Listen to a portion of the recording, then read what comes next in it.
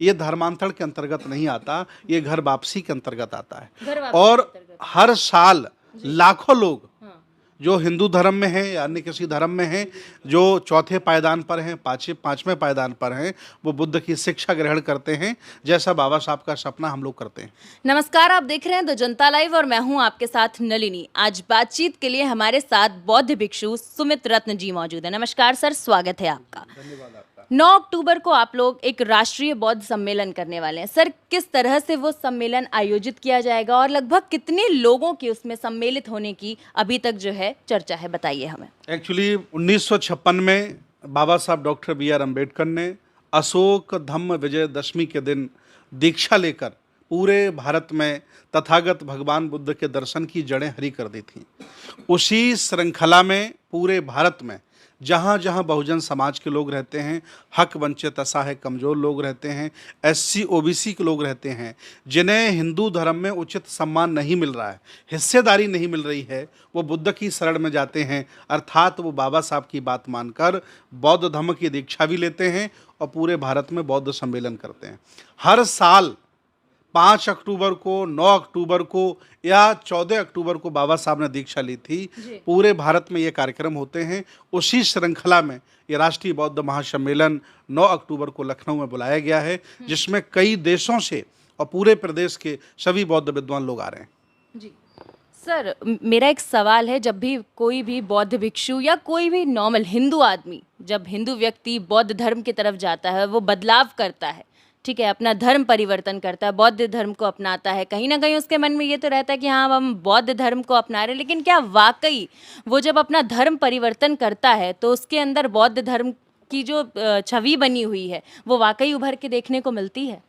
देखिए, भारत में 3 धर्मों को अलग अलग धर्म की अपनी पहचान है, हिंदू धर्म, इस्लाम धर्म और ईसाई धर्म।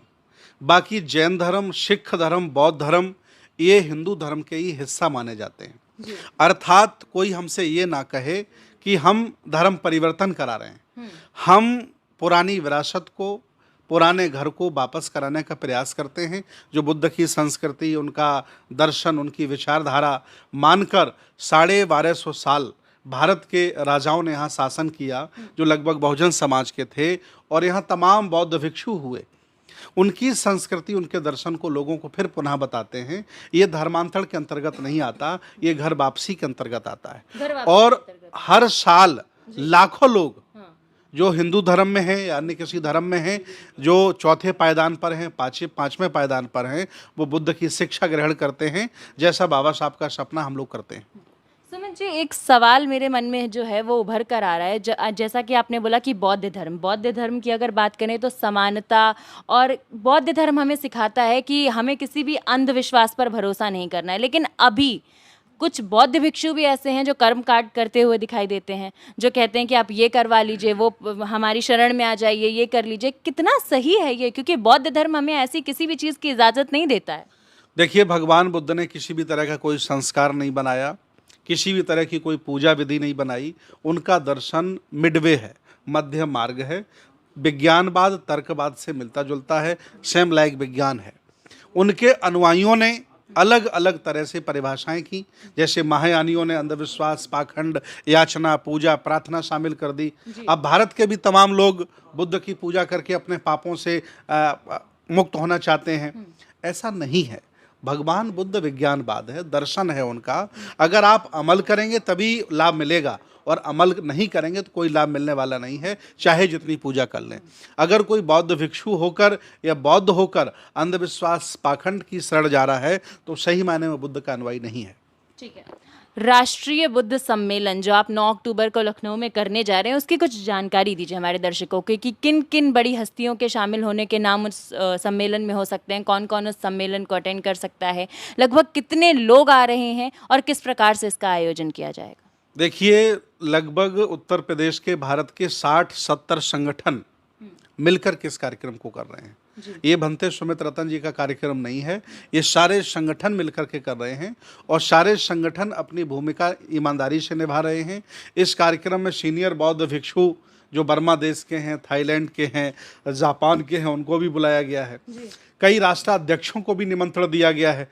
अब देखते हैं उनका कार्यक्रम मिल पाता कि नहीं मिल पाता है। कई बौद्ध विद्वानों को बुलाया गया, प्रोफेसरों को बुलाया गया है और नामचीन सामाजिक धार्मिक लोगों को बुलाया गया है। जी सर, ये जो पूरा आयोजन है आपकी किस विचारधारा पे आयोजित आप ये आयोजन कर रहे हैं? जैसा कि आपने हमें बताया कि हर साल 9 अक्टूबर को और 5 अक्टूबर को आप इस तरीके के आयोजन करते हैं, तो इस बार क्या खास देखने को मिलेगा इस आयोजन में? देखिए, हम ऐसा मानते हैं कि ऐसे आयोजन हर वर्ष होते हैं। जी।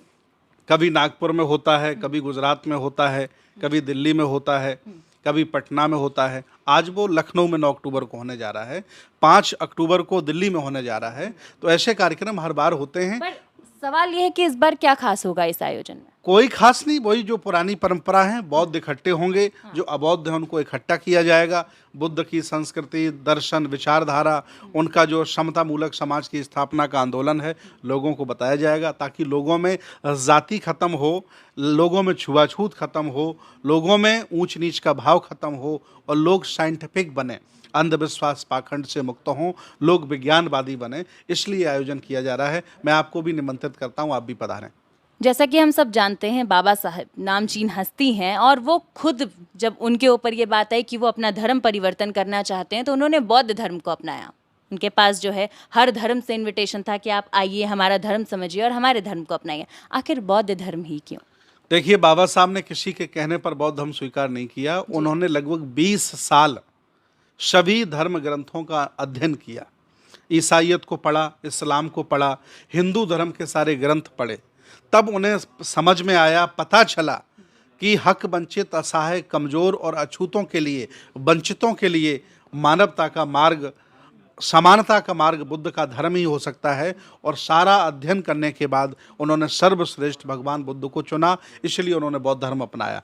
अब SC OBC माइनॉरिटी के लोग जो अपने आप को दलित कहते हैं, हक वंचित, असहाय, कमज़ोर लोग, ये विचार नहीं करते हैं। जब बाबा साहब ने निर्णय ले लिया तो सारे लोग बौद्ध बनना चाहते हैं और ये सिलसिला बहुत तेज़ी से चल रहा है।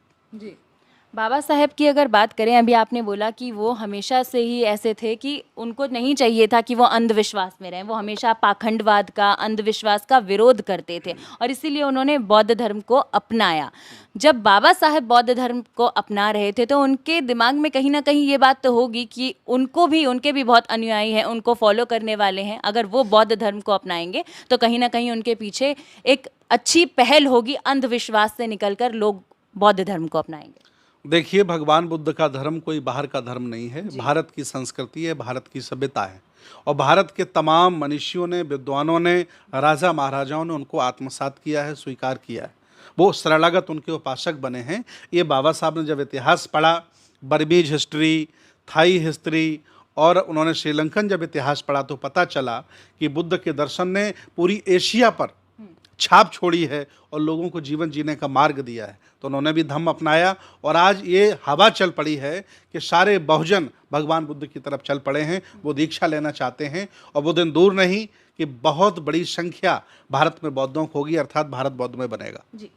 सुमित जी की बातचीत से एक बात समझ में आई कि ये धर्म परिवर्तन नहीं है, ये घर वापसी जैसा है। बौद्ध धर्म खुद भारत का ही धर्म है। ये हम आपको ये नहीं कह रहे कि आप अपना धर्म परिवर्तन करिए, ये बल्कि ऐसा हो गया कि पहले हम बुद्ध धर्म से ही हमने शुरुआत की थी, बीच में हम भटक गए और अब हम वापस जो है बुद्ध धर्म की तरफ जा रहे हैं। बुद्ध धर्म विश्व में एकमात्र ऐसा धर्म है जो आपको अंधविश्वास से, किसी भी तरीके के पाखंड से दूर रखता है। तो राष्ट्रीय बुद्ध सम्मेलन 9 अक्टूबर को है लखनऊ में। तो आपसे भी गुजारिश करते हैं कि पहुंचिए और अपनी उस सम्मेलन में सम्मिलित होइए। फिलहाल के लिए इस रिपोर्ट में बस इतना ही। ऐसी ही खबरों के लिए बने रहिए द जनता लाइव के साथ।